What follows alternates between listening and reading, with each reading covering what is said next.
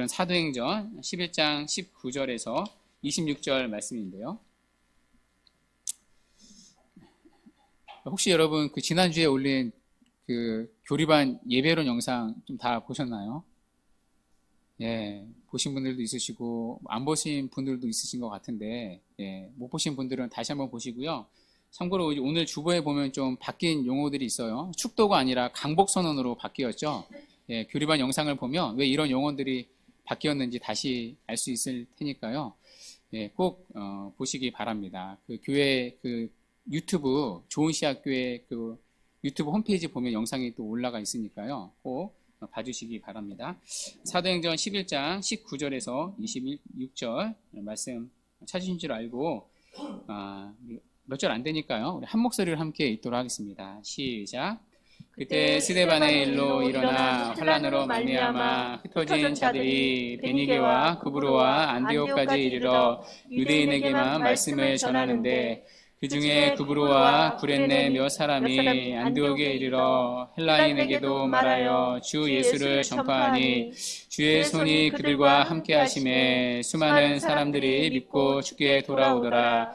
예루살렘 교회가 이 사람들의 소문을 듣고 바나바를 안디옥까지 보내니 그가 이르러 하나님의 은혜를 보고 기뻐하여 모든 사람에게 굳건한 마음으로 주와 함께 머물러 있으라 권하니 바나바는 착한 사람이요 성령과 믿음이 충만한 사람이라. 이에 큰 무리가 주께 더하여지더라. 바나바가 사울을 찾으러 다소에 가서 만남에 안디옥에 데리고 와서 둘이 교회에 1년간 모여있어 큰 무리를 가르쳤고 제자들이 안디옥에서 비로소 그리스도인이라 일컬음을 받게 되었더라. 아멘. 오늘은 안디옥 교회와 그리스도인이라는 제목으로 하나님 말씀 증거하도록 하겠습니다. 오늘 본문은 이제 사도행전 11장입니다. 그런데 앞부분인 1절부터 18절까지는요, 건너뛰도록 하겠습니다. 여러분들이 보시면 아시겠지만 다 아는 내용의 반복입니다. 우리가 4주 동안 이제 고넬료 이야기를 다루었는데요. 그 내용을 베드로가 요약해서 예루살렘 교회에 보고한 내용입니다. 왜 유대인인 자신이 이방인 고넬료의 집에 가게 되었는지, 또 가서 어떻게 복음을 전하게 되었는지, 또 그리고 그 복음을 들은 이방인 고넬료의 가정이 성령을 받게 된 사실까지 보고를 했습니다. 그러니까 일종의 선교 보고를 한 것이죠. 그 보고를 들은 예루살렘 교회가 이방인의 구원을 인정하게 되었습니다. 자, 그 고백이 11장 18절의 고백이었는데요. 하나님께서 이방인에게도 생명 얻는 회개를 주셨도다 하니라. 그러니까 이제는 이방인도 하나님이 구원해 주시는구나. 예루살렘 교회가 확신을 가지게 되었습니다. 자, 그 내용이 이제 앞선 본문의 내용입니다. 우리가 살펴봤던 10장의 내용이 거의 동일하게 반복되고 있습니다. 그래서 굳이 반복되는 내용을 억지로 쥐어짜서 교훈을 빼내기보다는 그냥 오늘 본문으로 넘어가도록 하겠습니다. 자, 오늘 본문의 배경은요, 10장에 고넬료 사건에 있습니다. 당연하겠죠. 그러니까 앞장이 바로 10장이니까요. 고넬료 사건을 기점으로 사도행전의 남은 장들은요, 12장을 제외하고 모두가 이방인 선교를 다루고 있습니다. 자, 그래서 오늘 본문부터는요, 본격적인 이방인 사역이 나옵니다. 자, 특별히 오늘 본문에서는 우리가 두 가지 기억해야 할 사건이 나옵니다. 자, 왜 기억해야 하느냐? 자, 이 두 가지 사건은요, 성경에서 처음 일어나는 사건이기 때문입니다. 자, 첫 번째 사건은요, 안디옥 교회가 세워진 일입니다. 자, 안디옥 교회는요, 첫 이방인 교회입니다. 그러니까 이방인 지역에 세워진 최초의 교회가 안디옥 교회입니다. 자, 앞서 고넬료라는 한 사람의 이야기를 통해 이방인 선교가 시작이 되었다면 오늘 본문에서는 첫 이방인 교회가 세워집니다. 자, 이 이방인 교회인 안디옥 교회를 중심으로 복음이 이방인에게 널리 퍼집니다. 그러니까 이방인 선교의 최초 기지가 전초 기지가 바로 안디옥 교회였던 거죠. 이 첫 이방인 교회인 안디옥 교회가 세워지는 장면이 오늘 본문에 나옵니다. 자, 또 하나 오늘 본문에서 주목해야 할 표현이 있는데요. 자, 사도행전 안에서 처음 나오는 표현이 있습니다. 바로 그리스도인이라는 표현입니다. 오늘날 예수 믿는 사람을 그리스도인이라고 부릅니다. 자, 그러면 이 그리스도인이라는 표현이 어디서부터 시작이 되었는가? 바로 오늘 본문에서부터 시작이 되었습니다. 오늘 본문에서 그리스도인이라는 명칭이 처음 생깁니다. 자, 그러니까요. 오늘 본문에 보면 두 가지 사건이 성경에서 처음 등장을 하는 거죠. 자, 하나는 안디옥 교회라는 첫 이방인 교회가 세워진 사건. 자, 그리고 그리스도인이라는 새로운 명칭이 불려진 사건. 이 두 가지 사건이 오늘 본문에서 시작이 되었습니다. 자, 그래서 이 두 가지 사건을 중심으로 오늘 설교를 전개해 나가도록 하겠습니다. 자, 먼저 오늘 본문에 보면요. 안디옥 교회가 세워집니다. 안디옥 교회는 이방인 첫 교회라고 말씀을 드렸었죠. 자, 이방인 첫 교회가 어디에 세워지느냐? 안디옥이라는 지역에 세워집니다. 자, 그러면 안디옥은 어떠한 지역인가? 자, 사도행전에 보면요. 안디옥이 두 군데가 나옵니다. 수리아 안디옥과 비시디아 안디옥이라는 곳입니다. 그러니까 안디옥이라는 지명은 똑같은데요. 하나는 이제 수리아에 있고요. 하나는 비시디아에 있습니다. 자, 그런데 오늘 교회가 세워진 안디옥은요. 수리아의 안디옥 지역입니다. 지도 한번 보여주시겠어요? 야, 여기가 이제 수리아 안디옥 지역인데요. 여러분, 이 안디옥 지역은 로마 제국에서 세 번째로 큰 도시였습니다. 자, 가장 큰 도시는 어디였을까요? 로마 제국에서. 당연히 로마였겠죠. 그러니까 로마는 이제 로마 제국의 수도니까요. 여러분, 어느 나라나 그 나라의 수도가 제일 화려하지 않습니까? 우리나라도 이제 서울이 가장 큰 도시이죠. 그러니까 로마 제국에서도 로마라는 수도 도시가 가장 큰 도시였습니다. 자, 두 번째 큰 도시는요, 알렉산드리아라는 도시였고요. 자, 이어서 세 번째 큰 도시가 여기 안디옥이었습니다. 그러니까 로마 제국 안에서 탑3 안에 드는 도시가 안디옥이었습니다. 그러니 세계적인 도시였겠죠. 그 당시에. 로마의 부자들이요, 몰려들었던 도시가 이 안디옥이었습니다. 인구 분포를 보더라도요, 그 당시에 약 50만 정도가 살았다고 합니다. 그러니까 물론 학자들마다 차이가 좀 있는데요. 작게는 25만, 많게는 60만 명까지 살았다고 추정합니다. 여러분, 1세기에요. 한 도시에 50만 명이 살았다는 건요, 정말 대단한 일입니다. 여러분, 이제 미국의 수도가 워싱턴이죠. 1800년도에 워싱턴의 인구가 8만 명이었습니다. 그러니까 8만 명이 살던 도시가 수도가 되었던 거죠. 자, 그런데 이것보다 1700년 앞선 안디옥의 인구가 50만이었습니다. 그러니 얼마나 거대한 도시인지를 우리가 충분히 짐작할 수가 있는 거죠. 자, 거대한 도시였던 만큼 또 다양한 사람들의 인종이 모여 살았습니다. 헬라인, 로마인, 유대인들이 섞여 살았는데요. 그 중에 유대인들의 인구 분포가 한 7분의 1 정도 되었다고 합니다. 다양한 인종이 모인 만큼 또 다양한 신들을 섬겼습니다. 얼마나 우상을 많이 섬겼던 도시였는지 여러분이 안디옥을요, 신들의 거처, 그러니까 신들의 도시라고 불렀습니다. 그 정도로 우상이 많았던 거죠. 자, 그들이 섬기는 우상 중에는요, 바쿠스라는 신이 있었습니다. 여러분, 바쿠스 하면 잘 모르시겠죠? 바쿠스 하면 어떤 음료가 떠오르시죠? 자양강장제? 예, 바카스. 예. 이 바카스의 어원이요, 그러니까 바쿠스라는 신입니다. 그러니까 바쿠스는 술과 쾌락의 신인 거죠. 그러니까 술을 마시고 나면 자양강장제, 바카스를 마셔야 한다. 예, 그런 취지로 만든 거겠죠. 그러니까 이 술과 쾌락의 신 바쿠스를 섬기던 지역이 안디옥이었습니다. 자, 그러니까 굉장히 도덕적으로 타락한 도시였겠죠. 화려한 이면에 온갖 음란과 문란함의 상징이 안디옥이었습니다. 자, 그런데 이 안디옥 지역이요, 중요한 이유가 있습니다. 안디옥이라는 도시는요, 항구를 끼고 있습니다. 여러분, 역사적으로 중요한 역할을 했던 도시들은요, 대부분 항구를 끼고 있는 도시였죠. 안디옥에도 그런 항구가 있었는데요. 여기 보시면 실루기아 항구가 있습니다. 그러니까 바다로 쉽게 진출할 수 있는 실루기아라는 항구를 가지고 있습니다. 자, 그래서요, 여러분, 실제로 이제 사도행전 뒷부분에 보면요, 바울이 세계 선교를 떠날 때요, 이 항구를 이용합니다. 그러니까 이 항구에서 배를 타고 왔다 갔다 하는 거죠. 자, 이처럼 안디옥 지역은요, 항구라는 너무나도 중요한 지리적 여건을 가지고 있습니다. 자, 뿐만 아니라 이 동서와 남북의 딱 중심에 있습니다. 그러니까 동쪽으로는 페르시아 제국이 있었고요, 남쪽으로는 이스라엘과 애굽이라는 지역이 있었고요, 서쪽으로는 소아시아를 접하고 있었습니다. 자, 그만큼 이 전략적으로 중요한 요충지가 안디옥이었고요. 그래서 상업의 딱 중심지가 안디옥이었습니다. 바로 그곳에 교회가 개척이 되었던 거죠. 세계의 선교를 위해 너무나도 절묘한 자리에 하나님께서 안디옥 교회를 세우셨습니다. 자, 그래서 세계 선교의 교두보로 안디옥 교회가 이제 쓰임을 받게 되었습니다. 자, 그렇다면 이 안디옥이라는 지역에 어떻게 교회가 세워지게 되었는가? 자, 그 과정이 19절부터 나오는데요. 우리 본문 19절 한번 다시 읽도록 하겠습니다. 시작.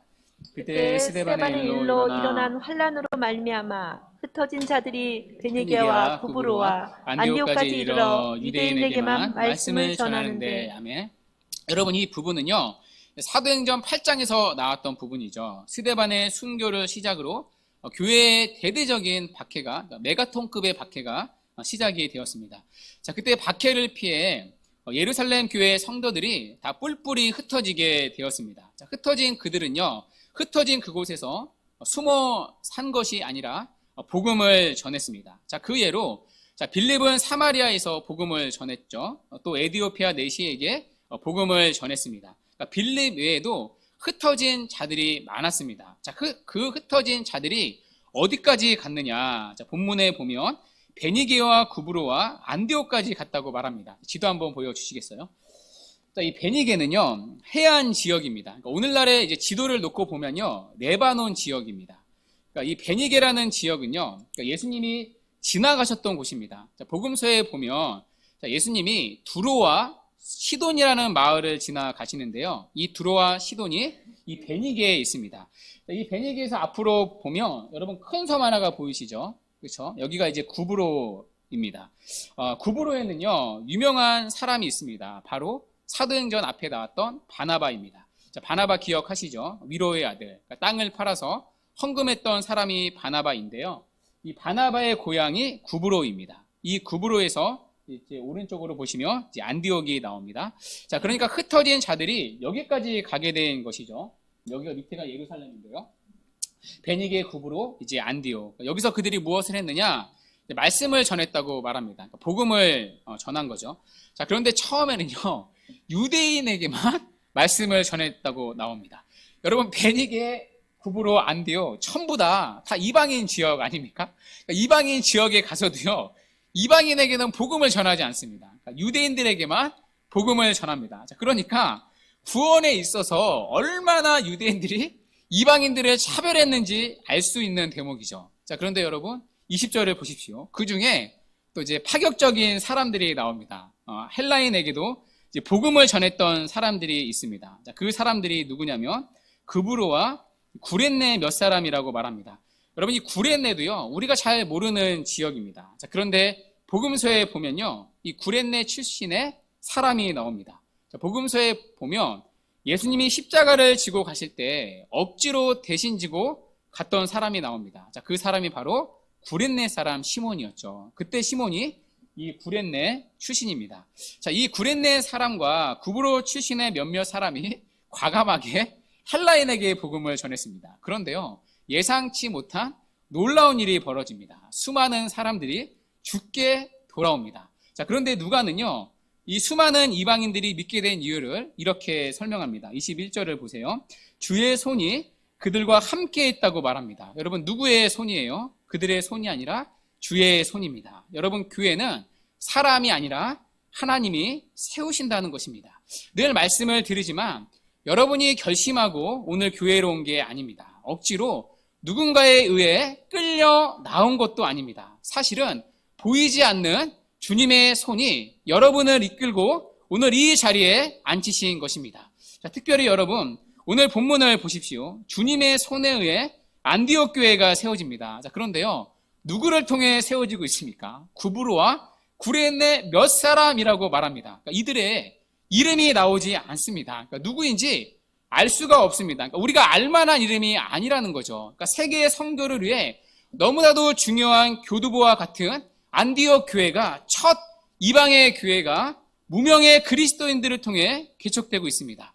여러분, 우리는요, 바울이나 베드로나 어떤 위대한 인물들이 그 교회들을 개척하고 거기서 하나님의 놀라운 일들이 일어나는 어떤 스토리들을 자꾸 우리는 생각합니다. 그러나 하나님은 절대 사람을 외모로 취하지 않으십니다. 그 사람이 유명한가, 유능한가, 출중한가, 물론 그런 것들은 그런대로 귀하게 쓰시지만 그렇지 않아도 하나님은 얼마든지 귀하게 쓰십니다. 참 무익하고 무명해도 오늘 본문의 말씀처럼 하나님의 손에 요긴하게 사용될 수 있습니다. 유능하고 탁월해도 하나님의 손에 복되게 사용될 수 있지만 동시에 이름도 모르는 무명의 성도들을 통해 오늘 안디옥 교회가 개척되고 있습니다. 자, 그런데 이 소식이요, 예루살렘 교회에도 들립니다. 그 소식을 들은 예루살렘 교회가 바나바를 안디옥으로 파송합니다. 여러분, 왜 파송을 했겠어요? 두 가지 이유가 있을 겁니다. 건강한 진리가 가르쳐지고 있는 교회인가 검증하고 싶었을 것입니다. 이들이 믿었는데 단순히 교회가 하나 생긴 걸로 만족하지 아니하고 복음이 왜곡되지 않고 잘 전해지고 있는가 분별하고 싶었을 것입니다. 또 하나는요, 지금 태동한 이 어린 교회를 돕고 싶어서 사람을 보냈을 것입니다. 자, 그래서 사람을 보내는데요, 여러분 누구를 보냅니까? 바나바를 보냅니다. 그러니까 여기도 이해가 안 되는 구절이죠. 여러분, 바나바는요 12사도가 아닙니다. 그러니까 사도가 아닌데도 바나바를 보냅니다. 자, 그러면 왜 굳이 바나바를 보냈을까? 자, 아마 여기에는요 바나바의 출신이 작용했을 것입니다. 아까 여러분 제가 이 바나바를 어느 출신이라고 소개를 해드렸죠? 바나바는 구브로 출신이었죠. 그러니까 구브로는 이스라엘 밖에 있는 이방인 지역입니다. 자, 그 이방인 지역에서 태어난 유대인이 바나바였습니다. 자, 그런데 사도들은요 모태 유대인이었죠. 그러니까 태어난 것도 이스라엘이고 자란 것도 이스라엘. 그러니까 이스라엘 밖에를 나가본 적이 없습니다. 자, 그러면 여러분 이방인 교회에 누가 더 적합하겠습니까? 당연히 사도들보다 구브로 출신인 바나바가 더 적합했었겠죠. 물론 출신 지역 때문에만 바나바를 보낸 건 아닙니다. 자, 바나바가 교회를 돌보고 세우는 일에도 적합한 인물이라 판단한 것 같습니다. 자, 그 증거가 24절에 나오는데요. 여러분 24절에 보시면요, 바나바에 대한 독특한 소개가 있습니다. 자, 바나바를 이렇게 설명을 하는데요. 누가가 착한 사람이라고 말합니다. 여러분, 착하다는 말은요 아무한테도 쓰인 적이 없습니다. 그러니까 사도행전에 보시면요 누구에게도 착한 사람이다 붙여진 적이 없습니다. 오직 바나바에게만 독보적으로 쓰이고 있습니다. 자, 그만큼 이방인 교회를 품을 수 있는 성품적으로 따뜻한 사람이었던 것 같습니다. 자, 그런데 성품적으로만 적합한 인물이 아니었습니다. 자, 누가는 바나바를요 성령과 믿음이 또 충만한 사람이라고 말합니다. 그러니까 영적으로도 교회를 돌보는데 적합한 사람이라는 것입니다. 자, 이런 바나바를 예루살렘 교회가 안디옥 교회로 파송을 했습니다. 자, 그리고 주님은 이 바나바를 통해 안디옥 교회를 성장시키셨습니다. 자, 24절에 보시면요, 큰 무리가 주께 더해졌다고 말합니다. 여기 큰 무리는요 21절에 수많은 사람들보다 더 많은 숫자입니다. 자, 그러니까 교회가 급격하게 성장을 했다는 거죠. 자, 그러다 보니 혼자 사역하기에는 한계가 있었을 것입니다. 자, 그때 바나바가 떠올린 사람이요 사울이었습니다. 여러분, 사울은 사도행전 9장 30절 이후로 자취를 감추었습니다. 사울은 예루살렘에 있는 유대인의 박해를 피해 다소로 도망을 갔습니다. 다소로 도망을 간 지가 거의 10년이 되었던 지금의 시점입니다. 자, 그런데요, 이 바나바가 그 잊혀진 사울을 데려오기 위해 다소까지 찾아갑니다. 지도를 한번 보여주시겠어요? 자, 여기가 이제 다소인데요. 이 안디옥에서 다소까지의 거리가 210km 정도라고 합니다. 제가 얼마 전에 장례가 있어서 그 임실을 다녀왔는데요. 그때 이제 내비를 찍고 가는데 여기서 임실까지의 거리가 210km였습니다. 이 거리를 지금 바나바가 사울을 찾으러 간 겁니다. 자, 그런데 이때는요, KTX나 자동차도 없던 시대 아닙니까? 걸어서 갔겠죠. 그 먼 거리를 사울을 찾아간 겁니다. 그리고 다소라는 지역까지 가서 사울을 안디옥으로 데리고 왔습니다. 자, 그래서 바나바와 사울, 이 두 사람이 안디옥 교회에서 공동 목회를 하게 되었습니다. 여러분, 이것이 첫 이방인 교회인 안디옥 교회가 세워진 스토리입니다. 자, 그런데요, 이 안디옥 교회의 개척 이야기에서 우리가 주목해야 할 표현이 있습니다.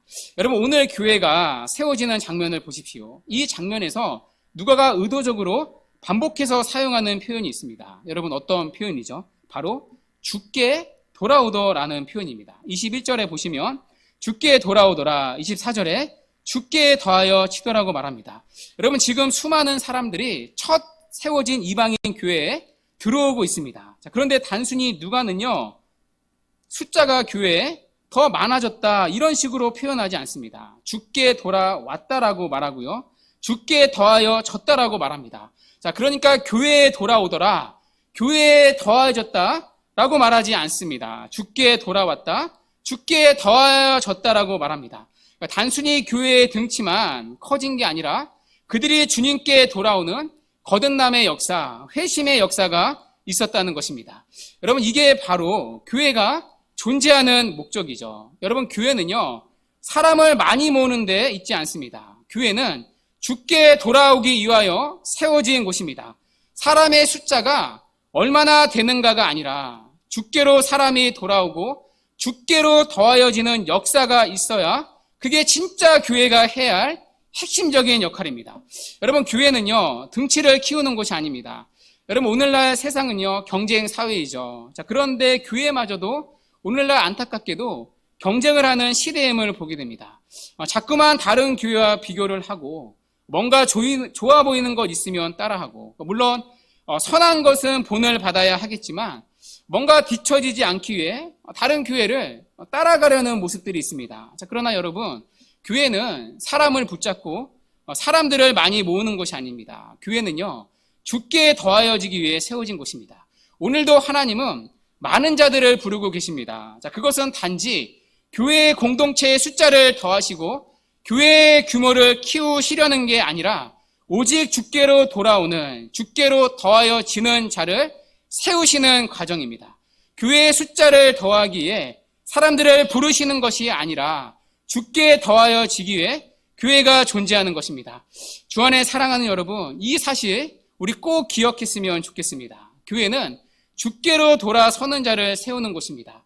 우리 교회에 잘 적응하는 사람, 우리 교회에 잘 익숙해지는 사람, 우리 교회 성도들과 잘 어울리고 우리 교회 중심으로 들어와서 우리 교회의 일을 맡아 잘 섬기는 사람을 세우는 곳이 아닙니다. 우리 교회를 위한 일꾼을 세우는 곳이 아닙니다. 저는 여러분들이 개인적으로 교회를 바르게 섬기기를 바랍니다. 그런 여러분들의 모습을 보면 너무나도 감사한 마음을 가지고 있습니다. 그러나 여러분, 저는 여러분을 단지 교회의 일꾼으로 세우고 싶지 않습니다. 물론 주님의 몸된 교회를 섬겨야 합니다. 그러나 여러분, 저는 여러분을 교회의 일꾼으로 생각하지 않습니다. 교회를 위한 수단으로 여러분을 대하고 싶지 않습니다. 저는 여러분이 교회가 아니라 주님께 더하여지는 주님의 사람이 되기를 바랍니다. 우리 교회를 통해 여러분들이 주님을 더욱더 사랑하는 사람이 되기를 바랍니다. 우리 교회를 통해 누구보다 주님을 더 사랑하게 되고 세상이 아니라 천국을 소망하고 자신이 세운 계획으로 앞날을 바라보는 게 아니라 믿음의 눈으로 주님의 나라와 주님의 다스림을 받으며 그 나라를 목도하며 살아가는 한 사람, 그렇게 주께 더하여지는 사람, 그렇게 주님을 믿으며 세상을 다르게 살아가는 사람, 우리 모두가 그런 성도가 되기를 바랍니다. 그리고 우리 교회를 통해 이 주님께 더하여지는 주님의 사람들이 계속해서 먼저 세워지는 은혜가 있기를 바랍니다. 그것을 바라보며 우리가 함께 말씀을 듣고 서로를 위해 기도하는 교회가 되기를 바랍니다.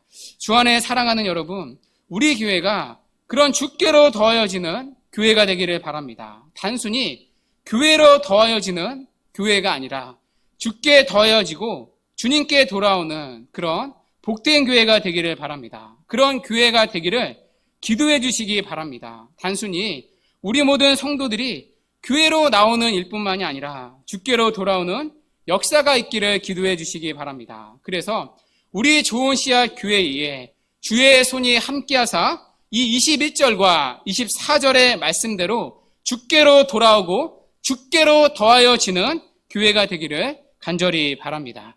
여러분, 이어서 또 하나 이 사도행전 안에서 처음 나오는 본문의 표현이 있습니다. 여러분 오늘 본문은 26절을 한번 다시 보십시오. 우리 26절 우리 함께 읽도록 하겠습니다. 시작. 만남에 안디옥에 데리고 와서 둘이 교회에 1년간 모여 있어 큰 무리를 가르쳤고 제자들이 안디옥에서 비로소 그리스도인이라 일컬음을 받게 되었더라. 아멘. 자, 사울과 바나바가 이제 안디옥에서 공동 목회를 시작하게 되었습니다. 약 1년 정도 말씀으로 양육을 했는데요. 여러분 그 열매가 무엇입니까? 제자들이 비로소 그리스도인이라 일컬음을 받게 되었다고 말합니다. 여기서 처음 등장하는 표현이 있는데 바로 그리스도인이라는 닉네임입니다. 여러분 전에는요 그리스도인이라고 불려진 적이 없습니다. 그 전에는 예수 믿는 사람들을요 다양하게 불렀습니다. 사도행전 1장 12절에 보면 제자들이라고 불렀고요. 또 1장 16절에 보면 형제들이라고 불렀고요. 또 2장 47절에 보면 구원을 받은 사람들이라고 불렀고요. 또 9장에 보면 주의 이름을 부르는 사람들이라고 불렀습니다. 또 9장 2절에 보면요 도를 따르는 사람들이라고 불렀습니다. 그러니까 이처럼 다양하게 불렀던 거죠. 그러니까 정해진 이름이 없었던 거죠. 자, 그런데 오늘 본문에서 신조어가 탄생합니다. 바로 오늘날의 그리스도인이라는 이름입니다.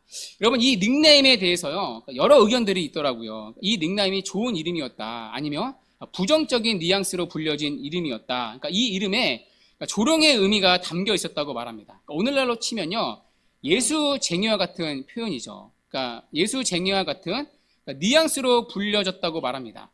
여러분 오늘날 예수쟁이라는 말은요 또 한편으로 세상의 사람들에게는 조롱의 의미가 있지 않습니까?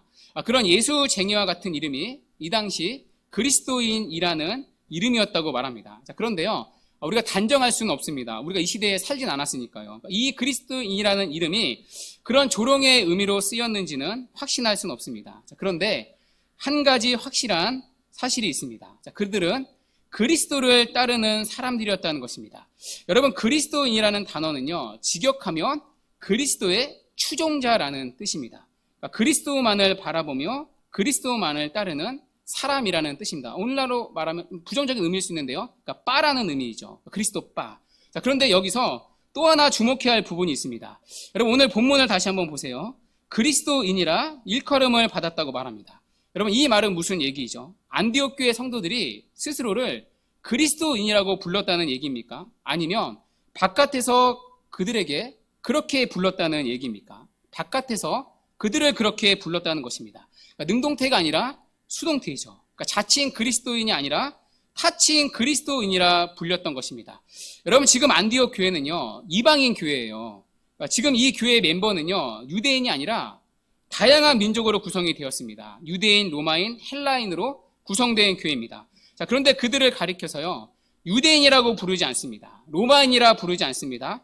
헬라인이라 부르지 않습니다. 자, 그들을 가리켜 하나의 단어 그리스도인이라는 새로운 민족으로 부르고 있습니다. 누가요? 자기들 스스로가 아니라 밖에서요. 무슨 얘기입니까? 그러니까 바깥에서 보기에 그들은 그리스도 때문에 변화된 사람으로 보였다는 것입니다. 그러니까 단순히 그들은 여러분 교회를 다닌 게 아닙니다. 예배를 드린 게 아니라요. 오늘 본문의 말씀처럼 그들은 주님께 더해진 자였습니다. 그래서 그들은 그리스도 때문에 변화가 되었던 것입니다. 그들은 헬라인이었지만 더 이상 헬라인처럼 살지를 않았습니다. 그들은 유대인이었지만 더 이상 유대인같이 살지를 않았습니다. 그들은 로마인이었지만 로마인처럼 살지를 않았습니다. 그들은 로마인이었지만 또 헬라인이었지만 유대인이었지만 예수 그리스도처럼 살았습니다. 자, 그래서 그들에게는 그리스도를 따르는 추종자들, 그리스도인이라는 새로운 닉네임이 붙여지게 되었습니다. 누구에 의해서요? 스스로에 의해서가 아니라 다른 사람에 의해서요. 그러니까 다른 사람이 보기에도요, 그들은 그리스도를 따르는 사람들처럼 보였다는 것입니다.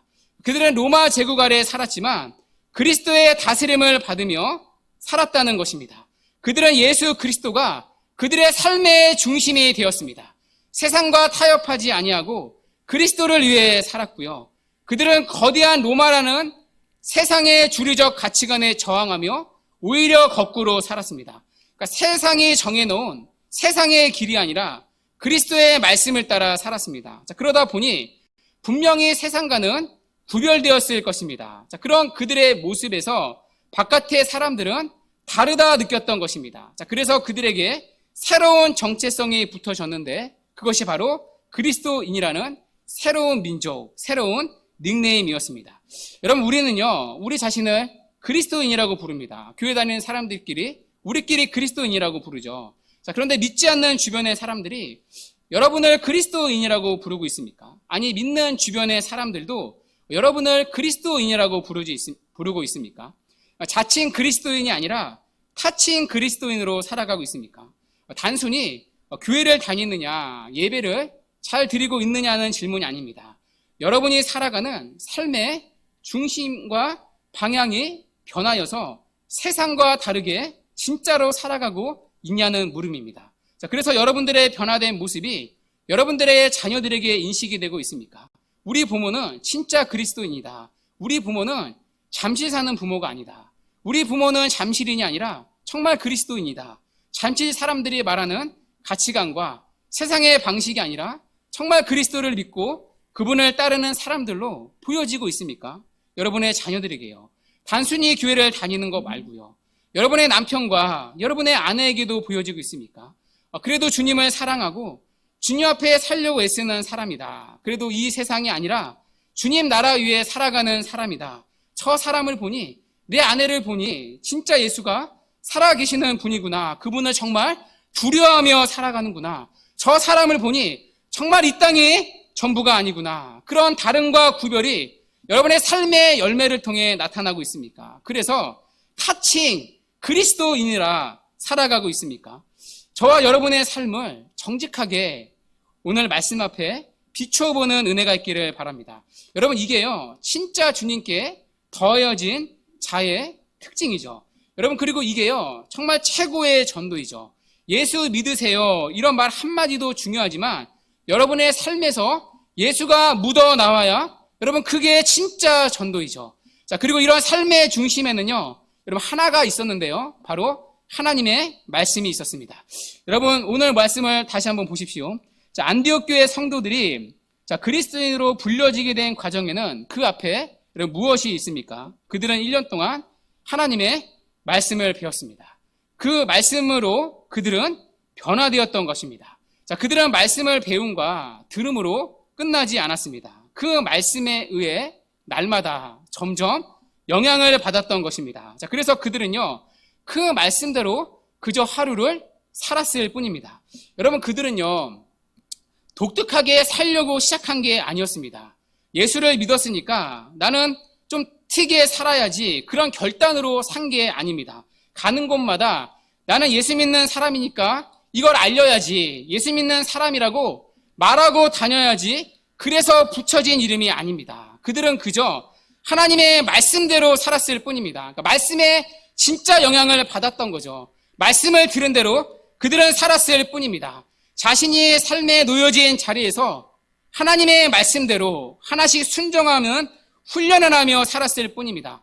여러분, 물론 그들도 넘어질 때도 있었을 것입니다. 그러나 말씀을 들음으로 다시 그 말씀 앞에 돌이켰을 것입니다. 그냥 그렇게 그 말씀의 영향을 받아 살았을 뿐입니다. 자, 그러다 보니 자연스레 세상과 다르게 살 수밖에 없었던 것입니다. 그리고 그들의 그런 변화가 바깥에서 보기에도 인식이 될 정도로, 말하지는 않지만 인식이 될 정도로 그 존재가 변화되었던 것입니다. 자, 그리고 그들이 세상과 다르게 살아갈 때 여러분, 그 삶은요, 세상을 끌고 오는 매력이 있었습니다.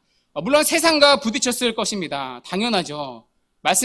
세상과 거꾸로 살아가니까요. 자, 그러나 세상과 부딪히긴 했지만 세상은 그런 그들에게 매력을 느꼈던 것입니다. 세상에서 찾을 수 없는, 세상이 도무지 만들어낼 수 없는 삶의 열매들이, 삶의 모습들이 그런 믿음의 매력에 자꾸 시선이 끌렸던 것입니다. 그래서 그들에게 붙여진 이름이 바로 그리스도인이라는 이름이었습니다.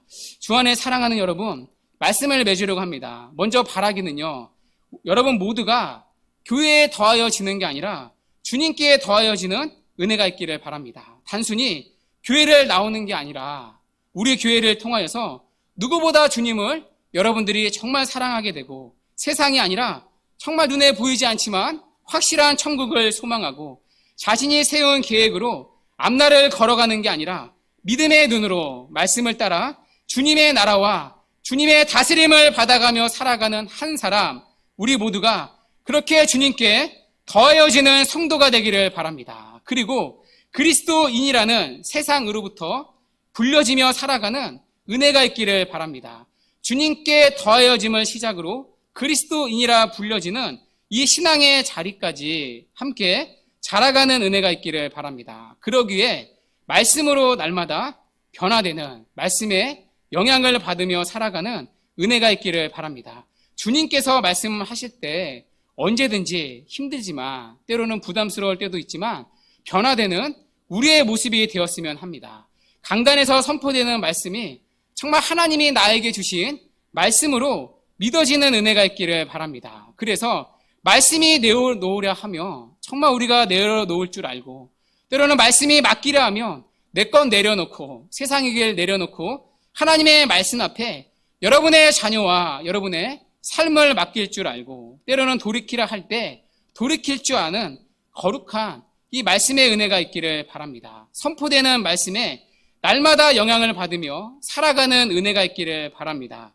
그래서 주님의 말씀에 순종하여 날마다 변화되고 자라는 저와 여러분이 되기를 바랍니다. 그래서 이 주님께 더해짐을 시작으로 그리스도인으로 불려지는 이 안디옥 교회의 은혜가 우리 교회에도 있기를 주님의 이름으로 간절히 축원합니다. 아멘.